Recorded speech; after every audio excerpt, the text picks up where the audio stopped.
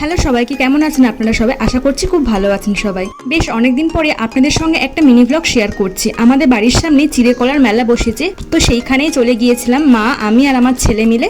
মেলায় পা রাখতে সর্বপ্রথম যে চিন্তাটা মাথায় এলো সেটা হচ্ছে ছেলের খেলনা। সফট টয়েজের দোকান থেকে একটা সফট টয় আর খেলনার দোকান থেকে কয়েকটা খেলনা কিনে চলে গেলাম মোমো খেতে। মোমোর স্টলে গিয়ে সেখান থেকে এক প্লেট গরম গরম চিকেন মোমো অর্ডার করলাম। মোমোটা প্রথম মাই টেস্ট করেছিল, বললো যে একটু বালি কিচকিচ করছে, আর মোটামুটি অ্যাভারেজ খেতে ছিল মোমোটা। তো আমিও একটু খেয়ে নিয়েছিলাম, মানে আমি তো ছেলেকে যেহেতু ধরেছিলাম তাই মা আমাকে একটু খাইয়ে দিচ্ছিল।